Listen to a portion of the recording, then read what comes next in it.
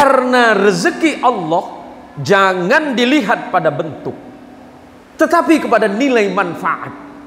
Ada orang yang beruang banyak tetapi tidak bermanfaat bagi dirinya. Jangankan bagi orang lain, bagi dirinya dia tidak bermanfaat. Kenapa itu terjadi? Boleh jadi satu alasan yang tepat adalah kita menerima anugerah dari Allah, tapi kita tidak pandai bersyukur kepada Allah. Kemudian, apakah perjuangan Nabi gampang? Enggak.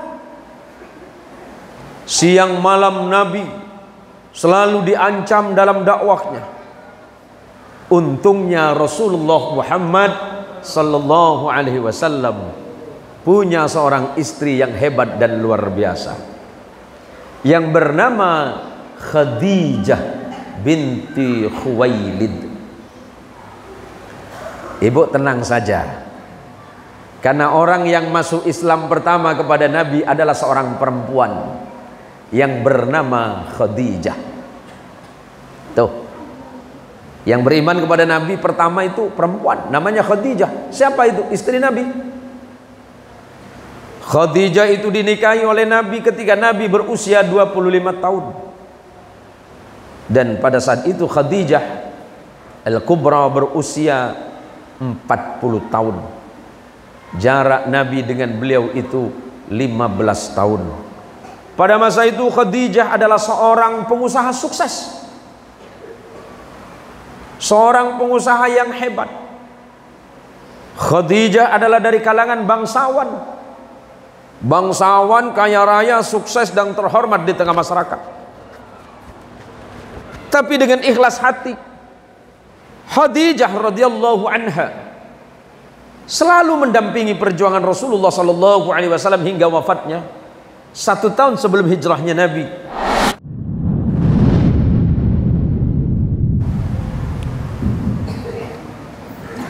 Bismillahirrahmanirrahim. Assalamualaikum warahmatullahi wabarakatuh. Alhamdulillahi rabbil alamin. Alhamdulillahilladzi anzala as-sakinata fi qulubil mu'minin liyazdadu imanan ma'a imanihim. Ashhadu an la ilaha illallah wahdah al-wahidul ahad al-fardus samad alladzi lam yalid wa lam yulad wa lam yakul lahu kufuwan ahad. Wa ashhadu anna Muhammadan abduhu wa rasuluhu wa khaliluhu wa la nabiyya ba'dah. Allahumma salli wa sallim wa barik ala sayyidina Muhammad. Allahumma salli ala sayyidina Muhammad.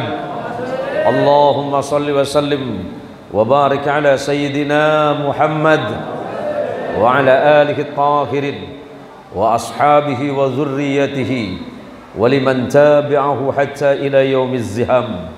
Wa ba'd. Samahatul fudala wal kurama, para alim, para allamah, para kiai, para tuan guru, para imam, serta takmir masjid At-Taqwa yang dirahmati Allah, terkhusus kepada Ketua Majelis Ulama Kabupaten Kayong Utara Kiai Haji Abu Amin. Semoga Allah merahmati Anda. Allah jadikan sebagai pemimpin yang menjadi pengayom umat atau himayatul ummah. Amin. Sahabat dan teman baik saya serta guru kita semuanya, pengurus cabang Nahdlatul Ulama Kabupaten Kayong Utara, Ketua PHBI, terus ketua apa lagi Kiai? FKUB apa lagi? Ketua Umum Masjid Agung apa lagi? Enggak, mumpung ini. Mumpung saya masih baik ini. Ketua LPTQ masih ada lagi? Ketua RT juga.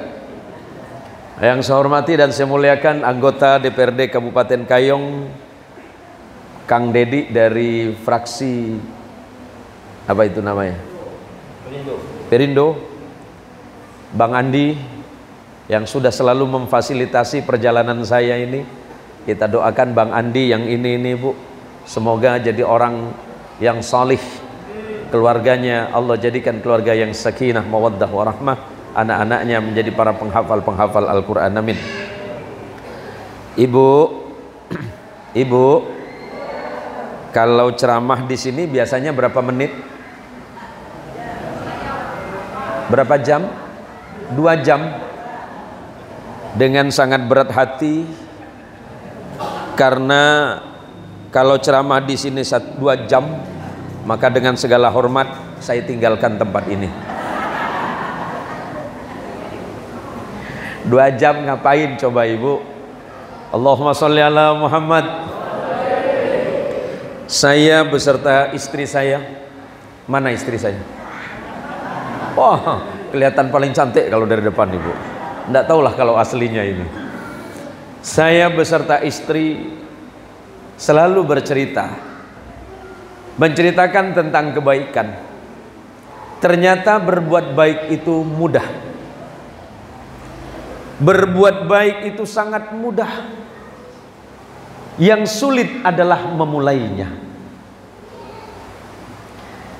Kemudahan di dalam Islam itu sangat kita rasakan malam ini.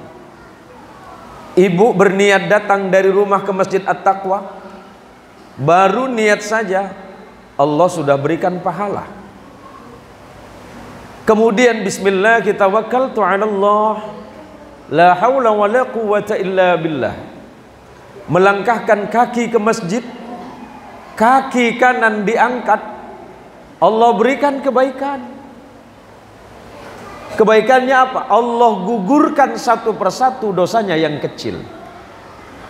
Dan di saat kaki kiri diangkat, maka Allah tambah derajatnya satu persatu. Itu baru berangkat. Ketiga, ketika sudah masuk masjid, berdoa kepada Allah, Allahumma ftahli min abwabi maghfiratik. Apa yang Allah berikan kepada ibu? Allah pasti membukakan pintu ampunannya untuk ibu. Apa kata Nabi? Kalau kalian melihat seseorang masuk masjid dan hatinya selalu terpaut kepada masjid, saksikan bahwa orang itu dalam keadaan beriman kepada Allah. Yang keempat, bertemu dengan para jamaah yang lain, senyum. Ma min muslimain yaltaqiyani fayatasafahani illa ghufira lahuma qabla an yatafarraqa. Salaman, ketemu sama jamaah di masjid, Allah kemudian pasti mengampuni dosanya sebelum kita berpisah dari Masjid At-Taqwa ini.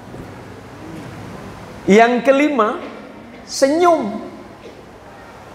Apalagi kalau yang senyum itu sampai anggota dewan namanya Kang Dedi. Senyumnya sambil titip amplop, kan boleh tuh. Kang Dedi sudah bawa belum? Kalau nggak bawa besok boleh nyusul bang. Yang saya maksud apa? Kata Nabi, senyummu kepada saudaramu, tabassumuka fi wajhi akhika sadaqah. Senyummu kepada saudaramu yang lain itu Allah hitung sedekah. Orang Mengkuang nih, Mengkuangnya Sungai Mengkuang. Apa artinya Mengkuang ini? Hah? Pohon Mengkuang. Oh, Teng Malang nopo Pak Yai? Nopo? Pandan. Loh kok jauh-jauh jadi Mengkuang? Pandan nggih? Oh, pandan namanya Mengkuang. Atau jangan-jangan pohon bengkuang, Pak? Ya? Oh, Mengkuang, asli Mengkuang. Kelak di yaumil kiamah, ibu-ibu Mengkuang ketika menghadap kepada Allah dipanggil satu-satu. Hei, fulana binti fulan, siapa namamu? Yang di tiang namanya siapa? Iya, namanya ibu yang di tiang siapa namanya? Siapa? Ibu rahasia, Asia, Askia. Kita kan tidak tahu nih Kiai. Yang namanya umur kan kita nggak tahu Kiai Abu Amin. Tiba-tiba besok pagi di Masjid At-Taqwa, inna lillahi. Belum. Sabar aja dulu. Semuanya dapat bagian. Tenang. Inna lillahi wa inna ilaihi raji'un. Telah berpulang ke rahmatullah. Pagi ini ibunda kita tercinta yang namanya Ibu Askiyah. Kan nggak ada yang tahu, Bu. Kalau ibu nggak mau boleh geser ke sebelahnya. Oh, nampaknya kena istri saya malah ini.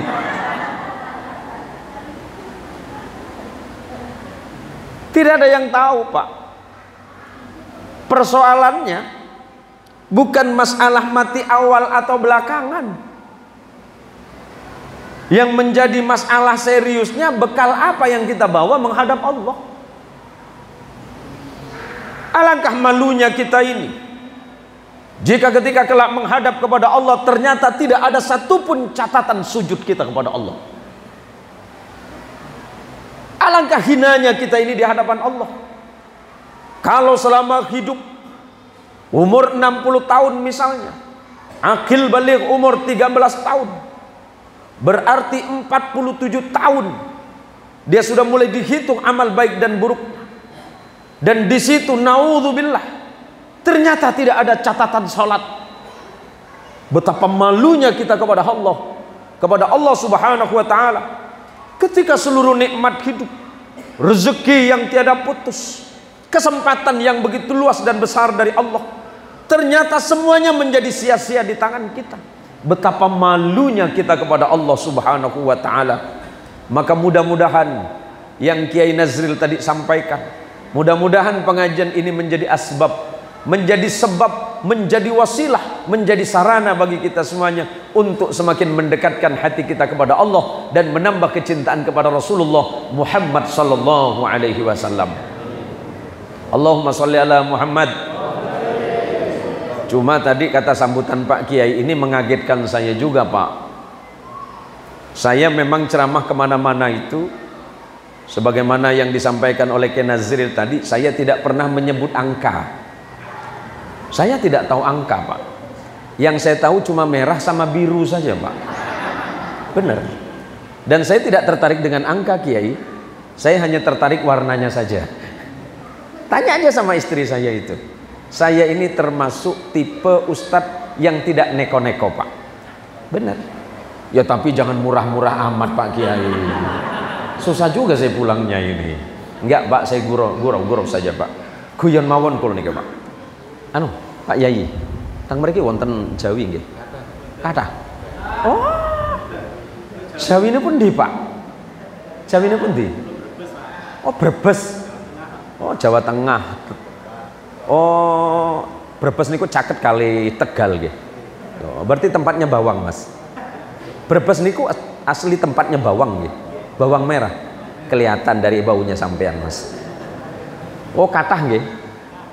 Oh, alhamdulillah malam ini saya ketemu sama saudara-saudara kita dari Jawa Tengah. Ada yang dari Jawa Barat? Jawa Baratnya ada enggak? Ayah, Ibu? Di mana ya teh? Kulan?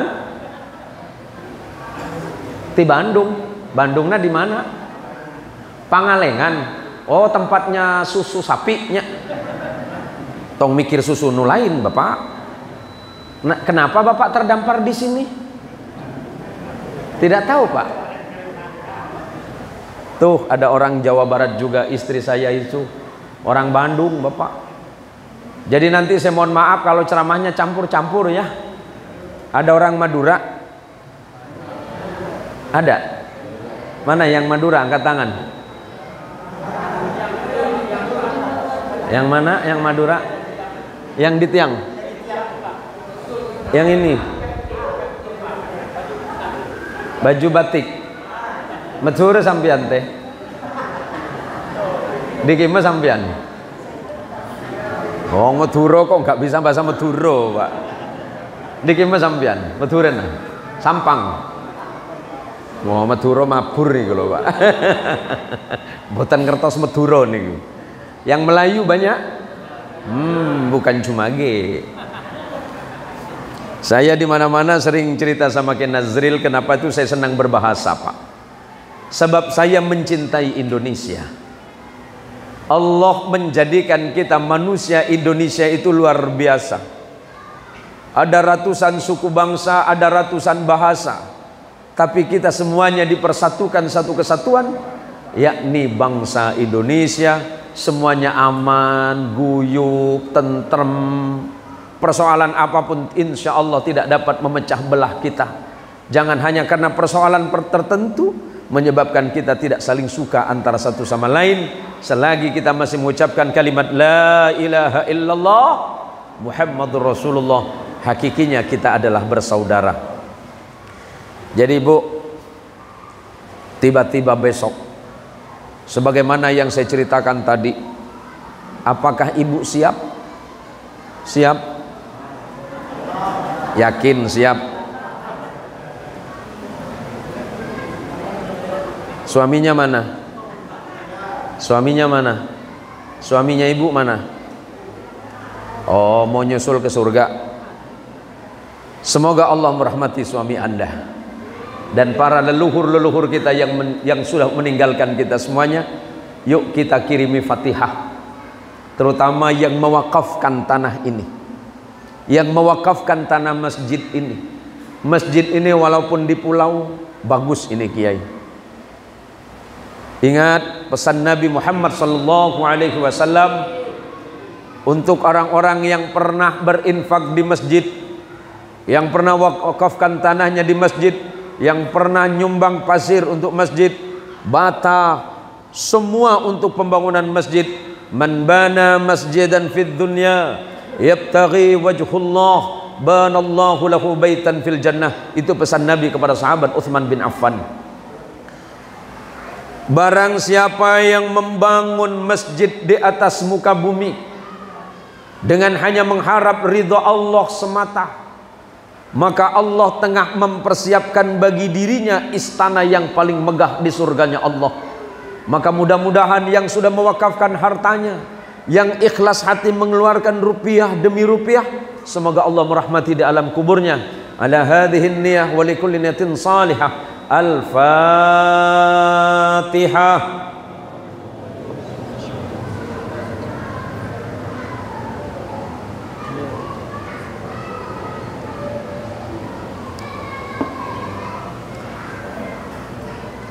Terima kasih. Semoga apa yang kita bacakan menjadi hadiah bagi beliau semuanya, atau nenek moyang kita, uyut kita, bapak ibu kita dan keturunan kita yang sudah mendahului kita. Dan semoga kita yang hidup, yang masih ada di alam dunia ini dapat memakmurkan Masjid At-Taqwa ini. Amin. Allahumma salli ala Muhammad. Ibu-ibu sekalian dan para jamaah yang dirahmati Allah, persaudaraan di antara kita adalah persaudaraan yang diikat oleh kekuatan akidah, sebagaimana yang disampaikan oleh Kiai Nazril Hijar tadi. Penduduk muslim yang ada di pulau ini kurang lebih 96%. Ini adalah sebuah kekuatan besar bagi kita. Jika kita semuanya bersatu dengan ghirah, dengan kecemburuan yang sama terhadap agama ini, dengan himmah, dengan cita-cita yang sama untuk membangun kekuatan umat, mari kita memulai kekuatan itu dari masjid. Memulai kekuatan dari masjid itu dimulai dari mana? Ketika kita sholat, ketika imam memimpin, kita tidak pernah bertanya siapa imam kita di depan. Tapi ketika imam itu menoleh ke belakang dan mengucapkan kalimat perintah kepada seluruh jamaah, setidaknya ada 20 riwayat yang berbeda. Saya ambil beberapa riwayat dari Rasulullah SAW. Kali waktu Rasulullah salat dan melihat ke belakang kepada jamaah, aqimu sufufakum, tegakkan, luruskan saf kalian. Ada kalanya Nabi mengucapkan istaw wa tarasu wa la takhtalifu, luruskan, tegakkan barisan salat kalian, wala takhtalifu, jangan saling berselisih. Ada kalanya Nabi mengucapkan kalimat sawwu sufufakum, luruskan, rapikan barisan kalian, fa inna taswiyatas sufufi min tamamis salah, karena sesungguhnya ketika merapatkan dan merapikan barisan salat kalian bagian dari kesempurnaan salat berjamaah itu sendiri. Artinya itu apa? Dimulai dari salat yang baik, insya Allah menggambarkan kekuatan Islam yang baik. Dari jamaah kita yang kompak, dari jamaah kita yang rapi, menunjukkan bahwa umat Islam itu siap membangun peradaban kehidupan sosial selepas kita sholat. Kekuatan sholat akan mengantarkan kita menjadi umat yang terbaik, akan menenteramkan hati, sebagaimana Rasulullah Muhammad SAW yang malam hari ini kita mengingat beliau, lahirnya beliau, perjuangan dakwah beliau, bagaimana beliau dalam menjalankan syiar Islam, dimusuhi, dibenci, dicaci, dimaki, diancam, diusir dari tanah kelahirannya, bahkan tidak jarang Nabi diancam untuk dibunuh. Apa yang dilakukan oleh Nabi? Nabi tetap tegak lurus. Muhammadur Rasulullah walladzina ma'ahu asyidda'u 'alal kuffar ruhama'u bainahum. Jadi prinsip Nabi pertama, asyidda'u 'alal kuffar, tegas, tegak dan lurus ketika menyampaikan akidah Islam. Tidak sedikit pun beliau goyah di dalam menyampaikan syariat agama Allah, agar manusia itu masuk ke dalam agama Allah, mengesahkan Allah, keluar dari penghambaan terhadap makhluk, keluar dari penghambaan dari harta benda, keluar dari sebuah kesulitan hidup menuju kepada ketenangan dan kedamaian hidup. Islam adalah agama yang membebaskan manusia dari keterbelakangan. Karena ayat yang pertama yang turun kepada Rasulullah Muhammadin sallallahu alaihi wasallam, Iqra, bacalah. Ini menunjukkan bahwa esensi kenabian, tujuan kenabian itu yang Allah gambarkan, ya ayyuhan nabiyyu inna arsalnaka syahidan wa mubasysyiran wa nadhira wa da'iyan ila Allah biiznihi sirajan munira. Allahumma shalli ala Muhammad. Boleh saya minum dulu, Bu? Kalau tak boleh saya balik Pontianak aja. Bismillah. Allah mengingatkan kepada Nabi, ya ayyuhan nabiyyu, ya Rasulullah, ya Nabi Muhammad, inna arsalnaka syahida, sesungguhnya aku mengutus engkau ya Muhammad, kata Allah, syahidan, sebagai saksi dan persaksian. Saksi terhadap apa? Saksi terhadap keesaan Allah. Karena di ayat yang lain Allah menyebutkan. Kenapa saya sampaikan ceramah seperti ini? Ki Abu Amin insyaallah paham. Ini metode tahlili namanya, Pak. Metode tahlili itu adalah mengkomparasi antara Quran bil hadis, Quran bil Quran. Kira-kira seperti itu. Biar enak itu. Kenapa biar enak? Biar cepat selesai. Lebih mudah difahami. Allah mengingatkan, inna arsalnaka syahidan wa mubasysyiran wa nadhira wa da'iyan ila Allah bi'idznihi sirajan munira. Inna arsalnaka, ya Muhammad, duhai Nabi kekasihku, kata Allah, inna arsalnaka, sesungguhnya aku mengutus engkau kepada mereka syahidah, sebagai saksi dan persaksian terhadap apa? Terhadap keesaan Allah, bahwa tidak ada Tuhan, tiada ada ilah, tiada Rabb yang bisa disembah kecuali Allah. Masyarakat Arab sebelum datangnya Islam yang disembah patung. Patungnya banyak. Dulu Ibu, di sekitar Ka'bah, di sekitar Baitullah, yang orang haji dan umrah ke sana, di sekitar Ka'bah itu ada 360 patung berhala yang dibangun oleh masyarakat Arab Quraisy. Yang paling besar namanya Lata dan Uzza, Manat dan Hubbal. Orang Arab dewanya 360, patung semua. Ada yang menyembah bintang, ada yang menyembah jin, tapi bukan yang ini, Bu. Sebab tadi hampir salah yang pembawa acara. Saya khawatir kepada yang terhormat Ustadz Jin Muhsin. Gawat kalau sampai salah ini. Tapi tidak apa-apalah. Pun seandainya saya disebut Ustadz Jin Muhsin, saya masih tenang. Kalau yang ceramah jin, yang hadir siapa? Pertama kata Allah, syahidan, sebagai persaksian bahwa tidak ada Tuhan yang wajib disembah selain Allah. Persaksian atas apa? Atas kekuasaan Allah. Wa mubasysyira, dan memberikan kabar gembira kepada mereka yang beriman kepada Allah. Orang yang beriman kepada Allah, Allah pasti akan mengampuni dosanya.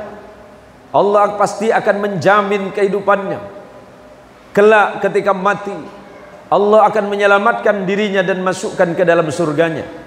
Yang ketiga, wa nadhira, dan membawa kabar berita dan ancaman bagi siapa?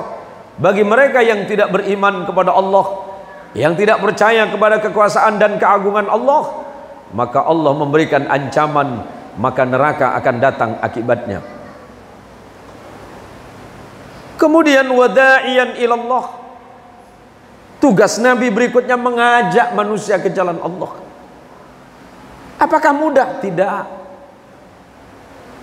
Banyak yang menentang Nabi, banyak namanya Abu, tapi bukan beliau.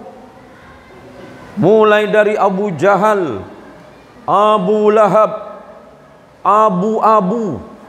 Abu yang lain. Tapi bukan guru kita, Pak. Beliau Kiai Abu Amin, jangan salah. Bahkan yang memusuhi beliau pamannya sendiri, yang Allah berikan julukan Abu Lahab. Abu Lahab itu paman Nabi, Pak. Karena saudara kandung dari ayah beliau Abdullah bin Abdul Muttalib. Gelarnya di masyarakat Arab Abdul Uzza, tapi Allah menjulukinya Abu Lahab. Artinya orang yang celaka. Wang sini kata apa, Pak? Celaka. Orang yang celaka. Kemudian, apakah perjuangan Nabi gampang? Enggak. Siang malam Nabi selalu diancam dalam dakwahnya. Untungnya Rasulullah Muhammad sallallahu alaihi wasallam punya seorang istri yang hebat dan luar biasa, yang bernama Khadijah binti Khuwailid. Ibu tenang saja, karena orang yang masuk Islam pertama kepada Nabi adalah seorang perempuan yang bernama Khadijah. Tuh, yang beriman kepada Nabi pertama itu perempuan, namanya Khadijah. Siapa itu? Istri Nabi. Khadijah itu dinikahi oleh Nabi ketika Nabi berusia 25 tahun. Dan pada saat itu Khadijah Al-Kubra berusia 40 tahun. Jarak Nabi dengan beliau itu 15 tahun. Pada masa itu Khadijah adalah seorang pengusaha sukses, seorang pengusaha yang hebat. Khadijah adalah dari kalangan bangsawan, bangsawan kaya raya, sukses dan terhormat di tengah masyarakat. Tapi dengan ikhlas hati, Khadijah radhiyallahu anha selalu mendampingi perjuangan Rasulullah sallallahu alaihi wasallam hingga wafatnya 1 tahun sebelum hijrahnya Nabi ke kota Madinah. Wafatnya Khadijah diabadikan di dalam Islam sebagai Amul Hazan, sebagai tahun kesedihan dan duka cita yang dalam bagi Nabi. Karena Nabi bukan hanya ditinggalkan oleh seorang istri, Nah ini sama dengan Bapak. Boleh saya tanya Bapak, Bu, Pak? Nah ini kalau boleh saya tanya, tadi malam di Usman Al Khair sudah saya tanya, ibu lebih senang mana kalau seandainya meninggal? Apa suami dulu, apa istri dulu? Bu, milih suami meninggal dulu atau ibu? Yuk. Kalau sama istri saya nggak berani nanya Pak. Pak Kenazril, Kenazril lebih milih siapa? Istri dulu. Istri dulu. Tidak saya tanya pun saya tahu sebenarnya. Kang Dedi, lebih milih istri dulu atau Kang Dedi dulu yang meninggal? Istri dulu. Laki-laki macam apa ini? Bapak milih siapa dulu Pak? Suami dulu. Yakin Pak? Alhamdulillah ada laki-laki ternyata yang siap mati duluan. Kalau suruh milih, rata-rata laki-laki bilang mending bini saya dulu. Tapi survei membuktikan ternyata banyakkan laki-laki meninggal duluan. Kenapa Ustadz? Penyakitnya paling mudah Pak, serangan jantung. Kok bisa? Tak tahan diomelin sama istri. Allahumma sholli ala Muhammad. Khadijah radhiyallahu anha menghabiskan seluruh hartanya untuk perjuangan Nabi. Khadijah meninggalkan kehidupannya yang megah demi perjuangan bersama Rasulullah sallallahu alaihi wasallam sampai menjelang wafatnya.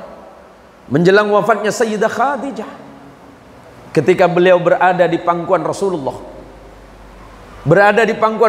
sallallahu alaihi wasallam, dikelilingi oleh putrinya Fatimah. Sayyidah Khadijah berbisik kepada anaknya Fatimah, wahai anakku Fatimah, ada apa ya tolong sampaikan kepada ayahmu. Padahal Nabi yang memangku beliau menjelang wafatnya. Tolong sampaikan kepada ayahmu Rasulullah Muhammad. Apa wahai ibunda? Sebelum aku mati, sebelum aku meninggal, nanti kalau aku sudah meninggal, tolong tutupi jenazahku dengan sorban yang biasa dipakai oleh ayahmu Rasulullah Muhammad. Tapi Khadijah tidak menyatakan langsung kepada Nabi, saking malunya kepada Rasulullah sallallahu alaihi wasallam, padahal itu suaminya.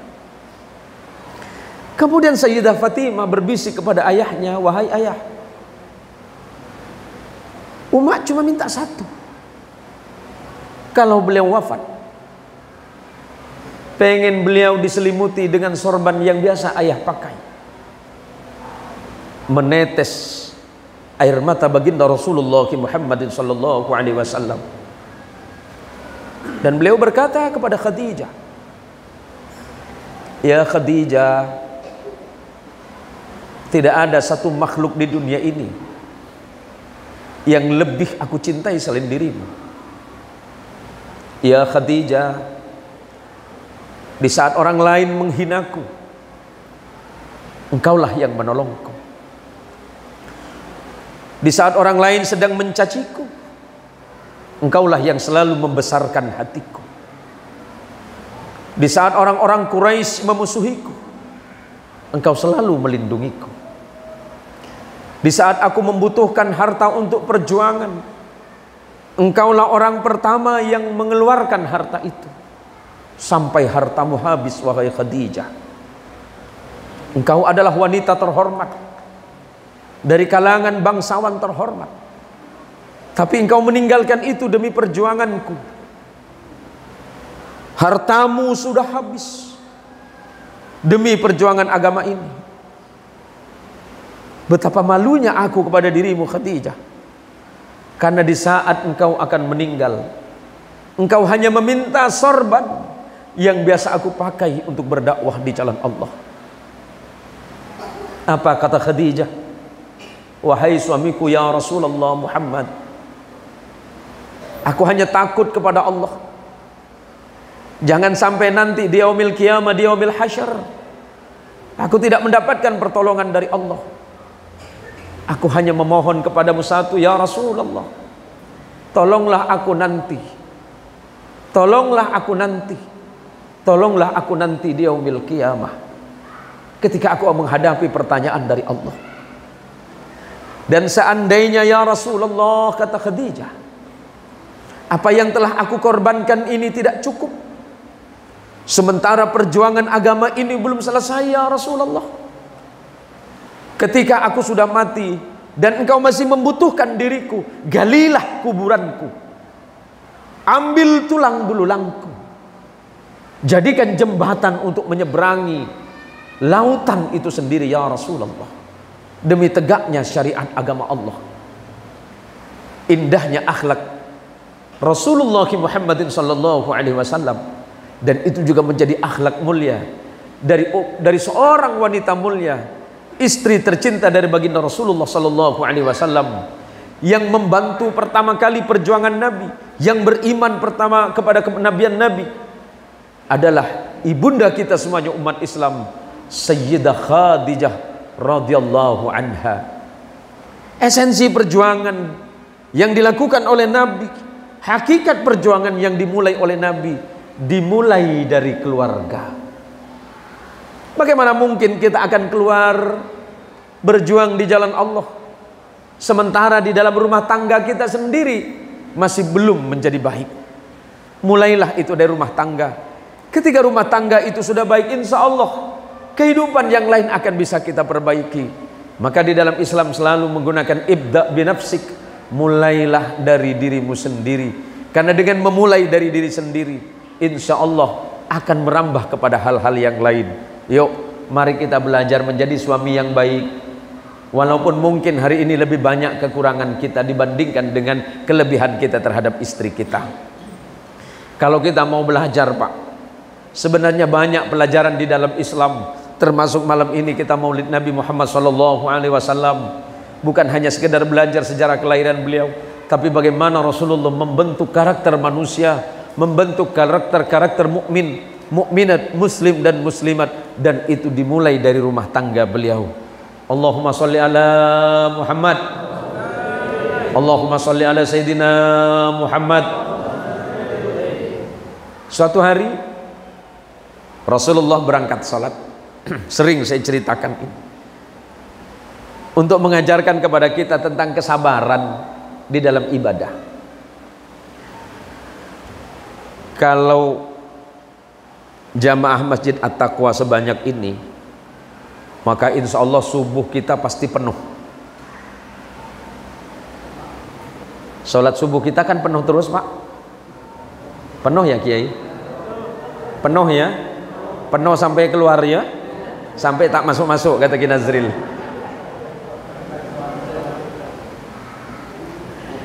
Kita ini kan dekat laut, Pak. Mulailah saya bahasa Melayu nih ya. Kita ini, rumah kita dekat laut, Pak. Dekat kan laut. Kalau kita nak berangkat ke laut, biasa kita mulai jam 5 atau jam 6. Sebelum kita berangkat ke laut, kita nak ngapa dulu? Kalau berangkat ke laut tu jam 5, jam setengah 5 kita salat subuh, laporan sama Allah. Ya Allah, saya hambamu yang paling lemah dan paling dhaif ini. Perasaan saya sepanjang sungai Mengkuang ni Allah, orang yang paling tak berduit tu saya ya Allah. Tapi tak apa, yang penting hati saya bahagia. Kalau sudah menyebut kata bahagia ini berat, Bu. Ibu lebih milih kaya tidak bahagia atau miskin bahagia? Miskin? Saya ulangi, Ibu ya. Milih kaya tak bahagia atau miskin bahagia? Yakin nih? Yakin? Bapak-bapak, mari kita doakan ibu-ibu ini Semoga miskin selama-lamanya.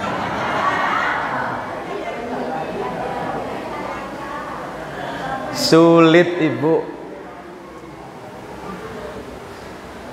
Ada yang bilang, anak muda bilang, uang itu tidak dibawa mati, tapi tak punya uang hidup serasa mati. Begini, memulai kebahagiaan hidup itu dengan rasa syukur kepada Allah. Dan bentuk syukur yang paling simpel dan sulit itu salat. Salat itu bentuk syukur kita kepada Allah. Kita salat berapa jam, Pak? Hah? Berapa menit? 4 menit selesai ini. Subuh berapa menit? 2 menit. Bedesot kali salat nih. Paham tak bedesot nih? Sama pun ya? Bedesotnya? Bedelas gitu. Orang kata sini bedelas. Orang Pontianak saya biasa sebut bedesot. Kita solat tu Kiai Abu Amin, palinglah lama kita 5 sampai 10 menit. Tapi kalau kita ngander, tahu ngander? Tahu ngander tak? Kita ngander kat warung kopi sana. Mohon maaf saya pakai bahasa kampung saya yang paling kasar. Kita bertala sana tu berapa jam gitu? Duduk di warung kopi berapa jam gitu? Berapa jam? Setengah hari. Itu laki ibu. Ada yang tak balik-balik, Pak Ustaz. Ya Allah, padahal salat kita adalah syukur kita kepada Allah. Janji Allah, bismillahirrahmanirrahim, may yattaqillaha yaj'al lahu makhraja wa yarzuqhu min haitsu la yahtasib wa may yatawakkal 'ala Allahi fahuwa hasbuh. Salat kita bentuk ketakwaan kita kepada Allah. Kalau sudah takwa, kata Allah dalam Quran, yaj'al lahu makhraja, Allah berikan jalan keluar dari persoalan hidupmu. Persoalan ekonomi, salat. Persoalan anak, salat solusinya. Persoalan rumah tangga, salat. Dengan salat hatimu tenang, jiwamu tentram, fikiranmu lebih jernih dan terarah. Sebelum berangkat melaut, sujud dulu sama Allah. Habis sujud minta sama Allah, ya Allah, saya sebentar lagi nak melaut. Laut itu milikmu ya Allah. Aku tidak bisa menaklukkan laut melainkan dengan izinmu ya Allah. Seandainya engkau mau ya Allah, segala sesuatunya sangat mungkin. Ya Allah, berkahi rezeki, berikan rezeki yang banyak, yang bertumpuk belonggok-longgok. Dikabul sama Allah. Tak lama datang ke laut, semua ikan datang. Mulai dari ikan julong-julong. Ikan julong-julong masih ada ya? Masih ada? Gendes-gendes? Gendes-gendes tak ada lagi? Semuanya dimudahkan oleh Allah. Biasa melaut cuma 4-5 jam. 4-5 jam perahu belum penuh. Baru melaut 1 jam ikannya penuh. Sampai ikan pun ngejar, tolong angkat saya Pak. Tak lama kemudian puaka pun nyusul. Puaka nyusul. Ngapa pula? Bapak berdoa kepada Allah tadi. Bapak minta rezeki kepada Allah, memohon kepada Allah, Allah mudahkan. Tapi kalau tidak diawali dengan salat dan engkau diberikan yang banyak, kata Nabi, hati-hati. Ada orang tak solat Pak Kiai tapi kaya. Tahu saya. Siapa nama? Siameng, Siapeng, Sialai. Kaya dia Pak Kiai. Ngapa pula? Allah memang menjamin mereka. Ad-dunya sijjinul mu'min wa jannatul kafir. Dunia itu penjara bagi orang yang beriman dan surga bagi orang-orang yang ingkar kepada Allah. Bersabarlah. Di dunia ini hanya sementara, dunia ini hanya sesaat, nikmati dengan secukupnya. Kalau berlebih nanti sakit. Zaman dulu Pak Dedi belum punya jabatan dewan, nyaman tidak Pak Dedi? Nyaman tidak. Bawa 2 minggu 3 minggu jabat anggota DPRD tak bisa tidak. Kerangkring kangkring kerangkring kerangkring. Halo, assalamualaikum. 1 menit berikutnya assalamualaikum Pak Dedi. Lama-lama Pak Dedi pusing 1 bulan, telepon tak berhenti-berhenti, ujung-ujungnya ganti nomor.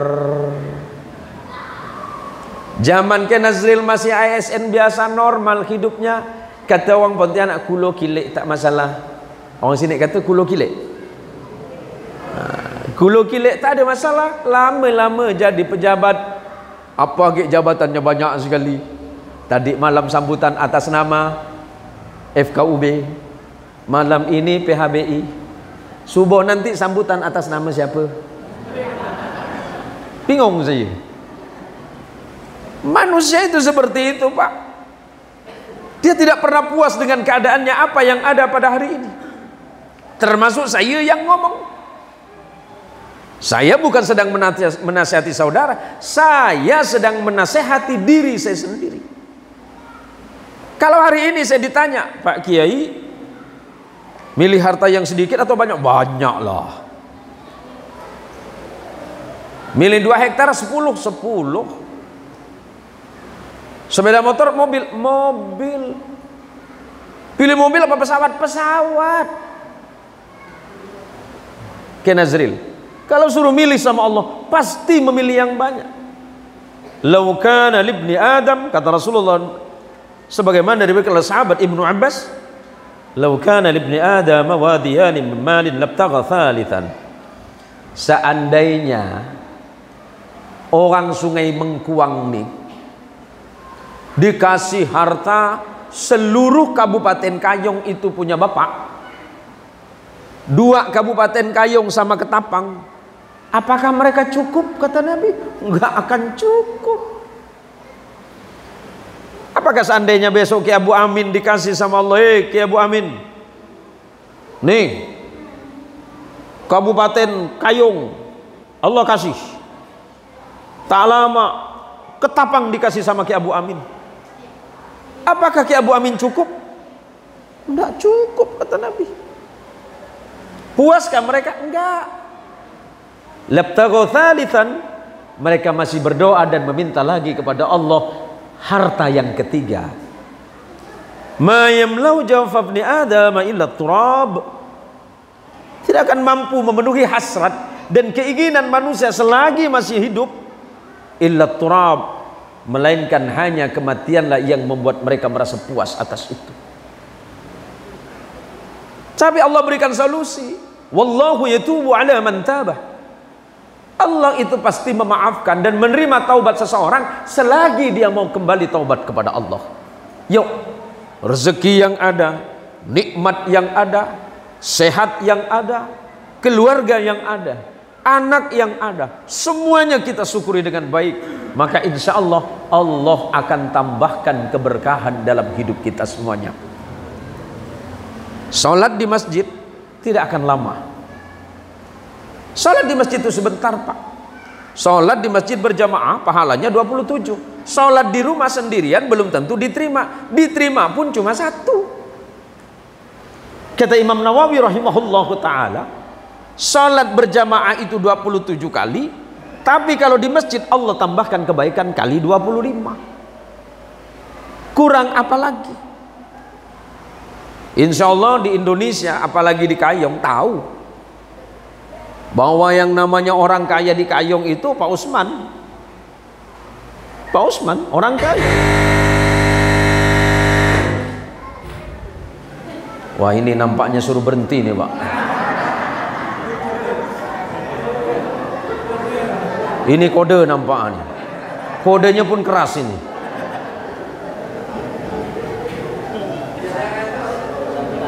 Hilangkan ngantuk nampak ni. Allahumma sholli ala Muhammad. Berapa menit lagi? Sudah faham Ibu? Sudah faham Bu? Alhamdulillah ibu-ibu sudah faham Pak. Berarti kalau sudah faham ceramah saya selesai. Belum ya? Tapi Bapak bilang udah tadi. Begini, apa yang menyebabkan kita itu tidak bersyukur kepada Allah? Yang menyebabkan kita tidak bersyukur kepada Allah itu karena selalu kurang. Kenapa kurang? Di dalam hati tidak puas. Kenapa tidak puas? Tidak bahagia atas ketetapan. Rezekimu tidak akan sama dengan rezeki tetanggamu. Pekerjaanmu boleh sama dengan tetanggamu, tetapi rezekimu tidak akan sama. Sama bekerja sebagai karyawan, berangkat jam 8, pulang jam 4. Sebulan gajian, walaupun jumlahnya sama, anggap gajinya 4 juta, sama dengan yang sebelahnya, tetapi belum tentu itu menjadi rezeki terbaiknya. Sama-sama berangkat ke laut jam 5, pulang ke rumah jam 12 siang, belum tentu isi sampannya sama. Sama-sama dapat ikan kakap dengan berat yang sama 10 kilo, belum tentu harganya sama. Sama harganya pun belum tentu bentuk yang diterima sama. Kenapa? Karena rezeki Allah jangan dilihat pada bentuk, tetapi kepada nilai manfaat. Ada orang yang beruang banyak tetapi tidak bermanfaat bagi dirinya. Jangankan bagi orang lain, bagi dirinya dia tidak bermanfaat. Kenapa itu terjadi? Boleh jadi satu alasan yang tepat adalah kita menerima anugerah dari Allah, tapi kita tidak pandai bersyukur kepada Allah. Syukur itu mudah. Bangun tidur besok jam 3:30 bangun, alhamdulillahilladzi ahyana ba'dama amatana wa ilaihin nusur. Hatur nuhun pisan Gusti Allah, saya sudah bangun dari tidur ya Allah. Bahasa Sunda yang halus apa umi ya kalau mata mi? Socaknya. Socak. Ibu masih ingat socak? Mohon. Ya Allah, Gusti Allah, saya bangun subuh ini dengan mata yang terbuka jelas ya Allah. Tetangga saya kemarin ya Allah baru keluar dari rumah kena entam benda kecil ya Allah. 3 hari tak terang dia punya mata.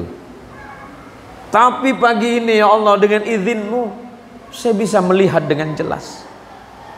Bernafas dengan mudah, alhamdulillah.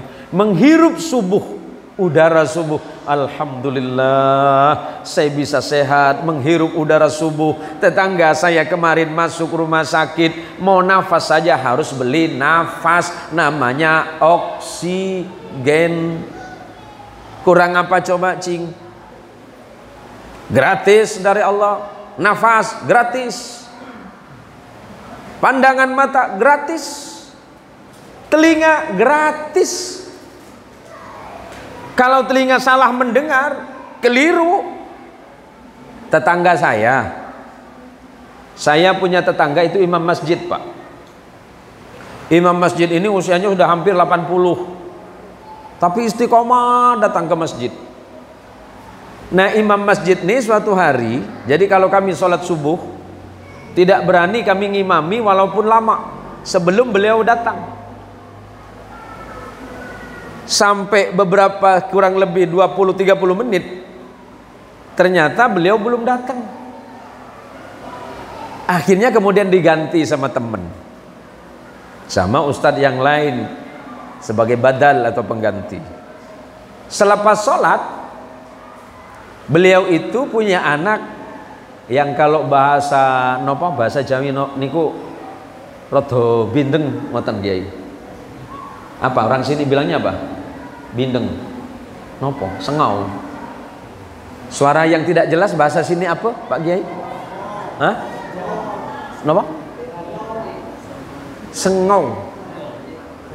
Bahasa Sunda mah ngirungnya. Sengong. Bindeng nggih? Bindeng. Anak ini suaranya agak kurang jelas, bindeng. Saya ketemu di parkiran, namanya si Ahmad. Mat, kemana bapak nggak jadi imam Mat?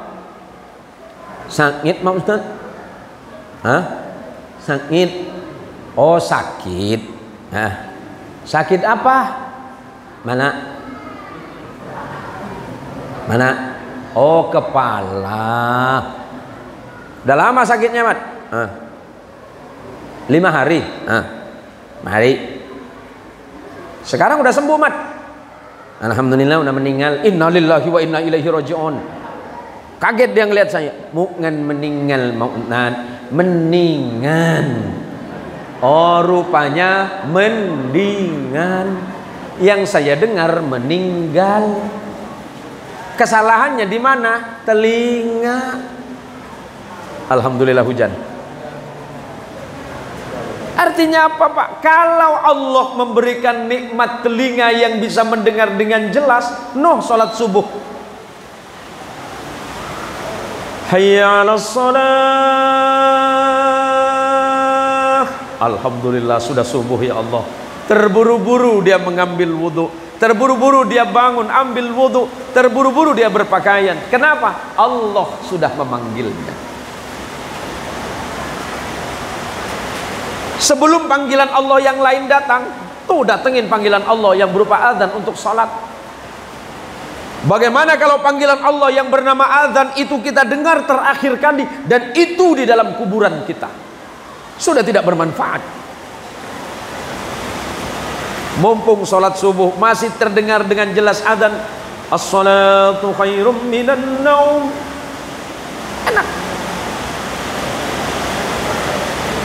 Masih kedengeran gak Pak? Kedengeran gak? Berapa lama lagi waktu saya?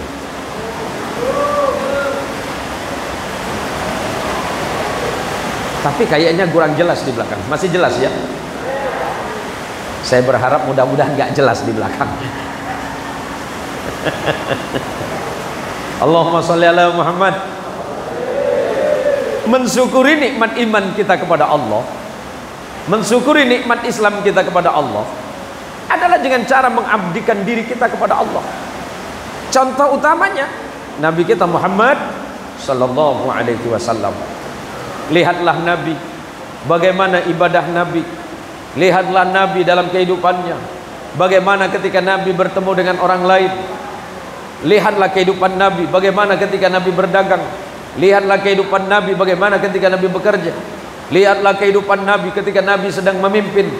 Lihatlah kehidupan Nabi dalam hal gerak-gerik apapun. Maka insya Allah sebagaimana yang dibacakan oleh qari kita tadi, laqad kana lakum fi rasulillahi uswatun hasanah liman kana yarjullaha wal yawmal akhirah wa dzakarallaha katsira. Bahwa Rasulullah sallallahu alaihi wasallam adalah contoh, adalah teladan yang paling sempurna.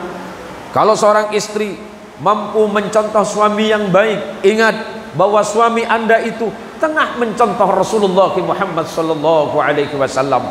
Ketika seorang ayah itu menjadi baik, ingat ayah itu tengah mencontoh Rasulullah sallallahu alaihi wasallam. Ketika seorang imam dan pemimpin dalam hidup kita, dia sedang menjadi orang baik, ketahuilah bahwa orang tersebut dia sedang mencontoh Nabi kita Muhammad sallallahu alaihi wasallam. Sabarlah dalam ujian, ikhlaslah dalam berbuat. Insya Allah Allah akan memberikan jalan yang terbaik dalam hidup. Jangan terlalu banyak mengeluh dari hidup ini, sebab keluhan ini tidak bisa menghadirkan apapun kecuali rasa kecewa kita. Maka sering-seringlah kita hanya berharap kepada Allah, sebab pengharapan kepada manusia dan kepada makhluk yang lain akan sering mendatangkan rasa sakit dan kecewa dalam hati. Maka kembalikan semuanya persoalan ini kepada Allah. Hanya dengan mengembalikan persoalan ini kepada Allah, semuanya akan baik-baik saja. Sesama orang beriman, marilah kita saling membantu, saling tolong menolong antara satu dengan yang lain. Pejabat bisa membantu rakyatnya, para anggota dewan juga bisa membantu rakyat yang pernah memilihnya. Ingat, Rasulullah Muhammad sallallahu alaihi wasallam mengingatkan, innallaha fi aunil abdi ma kana al abdu fi auni akhihi. Allah pasti menolong orang tersebut selagi orang tersebut bisa menolong saudaranya yang lain. Besok-besok ke Nazril, takutnya ada yang datang ke kantor sesuai dengan aturan. Kalau bisa dibantu, bantu sesuai dengan sumpah jabatan saudara. Jangan ngangguk-ngangguk besok lupa. Kang Dedi sebagai penyambung amanah, ingat, saudara dipilih. Ngapa ketawa Pak? Nak balaskan sakit hati ke apa? Saudara dipilih. Dan karena saudara dipilih berarti saudara pemimpin. Ingat kata sahabat Umar bin Khattab radhiyallahu an. Sahabat Umar bin Khattab itu, Bu, jadi khalifah pengganti sahabat Abu Bakar. Jadi khalifah 10 tahun. Tapi bajunya cuma 2. Yang satu basah, yang satu dipakai. Yang satunya udah kotor dicuci, yang sudah kering dipakai. Bajunya Khalifah Umar cuma 2. Jadi khalifah 10 tahun. Pertanyaannya, kain Nazril satu apa? Satu lemari. Oh, yang dipakai satu. Oh, Pak, pintar pula beliau ini. Yang dipakai satu. Sahabat Umar itu bajunya cuma 2. Apa nasihat beliau ketika beliau akan wafat? Kata beliau, anakku Abdullah itu sudah layak dan pantas menjadi khalifah. Tapi ingat, siapapun tidak boleh memilih Abdullah dan memaksakan Abdullah anakku menjadi khalifah. Serahkan semuanya kepada kaum muslimin, tapi untuk urusan anakku Abdullah tidak boleh dia menjadi khalifah penggantiku. Sahabat berbisik, kenapa wahai khalifah? Menjadi pemimpin itu sulit dan rumit, berat tanggung jawabnya di hadapan Allah. Bahwa sayyidul umam khadimuhum, pemimpin umat harus menjadi pelayan umat. Artinya apa? Pesan dari saya malam ini. Ini sebentar lagi tahun politik. Ya, ikut-ikutan ke Nazril. Saya sih makmum dengan beliau, Pak. Saya ikut-ikutkan beliau ya. Kalau tak ikut beliau, Senin tak bisa balik saya. Ingat kata Umar, menjadi pemimpin harus siap sakit. Tetapi walaupun begitu, kalian tidak akan pernah dinilai sempurna. Kang Dedi mau sehebat apapun tetap dinilai kurang. Ke Nazril sebaik apapun memimpin, sebagai asisten 2 apa 1? Sebagai asisten 1 tidak akan dinilai sempurna oleh orang. Kenapa? Idza tammal amr bada naqisuhu. Kalau perkara itu sudah sempurna, kata sahabat Umar, yang tampak adalah kekurangannya. Padahal ke Nazril sudah bagus, sudah baik-baik. Dan siapa tahu beliau jadi wakil bupati, kan begitu, Pak. Ini bukan pesan sponsor, Pak Kiai, bukan. Kan tidak tahu nasib orang. Kalau seandainya beliau oleh Allah diberikan amanah yang lebih besar, ingat, Anda tidak akan dinilai sempurna oleh orang lain. Yang akan dinilai oleh orang lain adalah kekurangan dan kelemahannya. Tetapi ketika itu dilakukan dan terjadi dalam hidup kita, biasa-biasa saja. Nggak usah mikirin yang rumit-rumit. Yang penting apa yang kita lakukan sesuai dengan aturan Allah dan hukum Rasulullah, sesuai dengan undang-undang negara, biasa saja. Ingat bahwa kita hidup semuanya pasti akan kembali menghadap kepada Allah. Menghadapnya kita kepada Allah pasti akan ditanya oleh Allah setiap detail perkara. Faman ya'mal mithqala dzarratin wa man ya'mal mithqala dzarratin. Ingat itu. Sekecil apapun perilaku kita, kita akan dinampakkan hasilnya. Sekecil apapun keburukan yang kita lakukan, Allah pasti menampakkan hasilnya. Tidak usah khawatir tentang hidup. Hidup ini persoalan mudah dan gampang. Yang harus kita khawatirkan adalah bagaimana nanti kita menghadap kepada Allah, di mana di yaumil qiyamah kita akan dihadapkan satu persatu, akan ditanya tentang apa yang kita lakukan. Sadarlah bahwa kita hidup hanya sesaat, hidup hanya sementara, semuanya pasti akan kembali pulang sesuai dengan waktunya. Insya Allah pertemuan kita malam hari ini akan menghadirkan kebaikan-kebaikan baru. Ibu, kalau sudah sampai di rumah, nanti perbanyaklah berdoa kepada Allah agar anak-anaknya jadi anak solih dan solihah. Ya, bukan hanya jadi anak pintar. Anak pintar yang untung cuma dia. Tapi kalau jadi anak salih, kita mati berkalang tanah, meninggal dunia, Allah masih berikan kebaikan dalam kematian kita melalui doanya anak-anak yang salih. Anak-anak salih tergantung kepada kita. Baik buruknya masa depan anak dimulai dari kita sendiri. Kalau ayah baik, insya Allah anaknya baik. Biasakan membawa anak ke tempat baik, Pak. Kalau bapak datang ke masjid, biasakan tuntun anaknya ke masjid. Datang ke pengajian, bawa anaknya, tuntun anaknya. Anak saya suka nak main-main Pak Ustadz, biarkan saja. Yang namanya anak kecil itu kan kumpulannya di luar, tidak apa-apa. Perkenalkan mereka kepada masjid, sebab mereka dengan mengenal masjid, insya Allah setelah dewasa mereka akan menyenangi dan mencintai masjid At-Taqwa ini. Untuk seluruh panitia, kabar yang terbaik untuk panitia dari Rasulullah Sallallahu Alaihi Wasallam ketika beliau memanggil sahabat Ali bin Abi Thalib, ya Ali, la ayyahdiyallahu bika rajulan wahidan khairul laka min humrin na'am. Wahai Ali, seandainya ada satu orang karena sebabmu dia menjadi ingat dan bertakwa kepada Allah, maka Allah menyiapkan pahala terbaik, lebih baik dibandingkan dengan bersedekah unta merah yang paling mahal. Insya Allah panitia, Allah berikan pahala yang besar, amin. Insya Allah panitia, Allah berikan nikmat yang besar. Insya Allah panitia, Allah kumpulkan kelak bersama Rasulullah Muhammad Sallallahu Alaihi Wasallam, bersama para anbiya dan mursalin, para awliya salihin, dan para syuhada di surganya Allah Subhanahu wa ta'ala.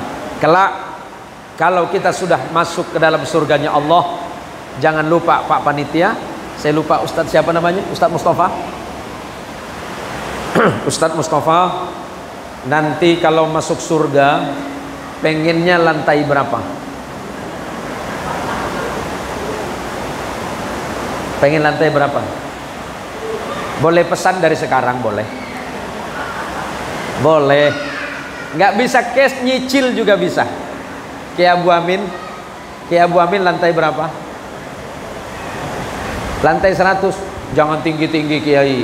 Susah kami cari antum nanti. Kiai Nazril, terima kasih atas waktunya dan kesempatannya. Beliau melalui PHBI sudah berapa kali menghadirkan saya ke Kabupaten Kayong. Terima kasih Kiai. Mudah-mudahan perjalanan kehidupan Kiai beserta keluarga diridhoi oleh Allah Subhanahu wa taala, dan kita doakan kebaikan untuk beliau yang selalu berupaya untuk membangkitkan semangat umat Islam khususnya di Kabupaten Kayong dan Kabupaten Ketapang. Semoga Allah merahmati kita semuanya. Terima kasih atas waktunya. Mohon maaf jika apa yang saya sampaikan banyak salah, banyak khilaf. Mari kita membaca salawat kepada Rasulullah Sallallahu Alaihi Wasallam. Ya Rabbi bil baligh maqasidana waghfir lana ya wasi'al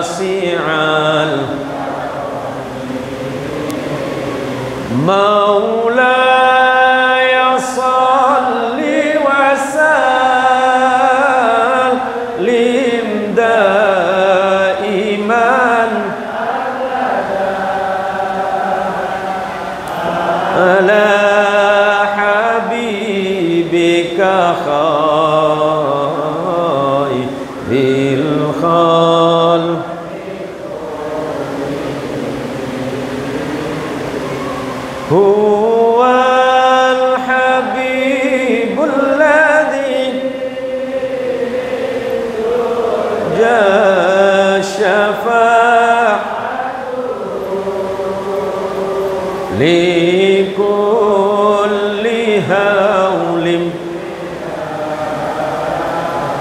ahwalimu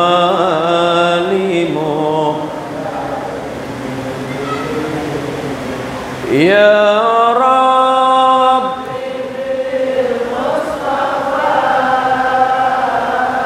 balligh maqasidana waghfir lana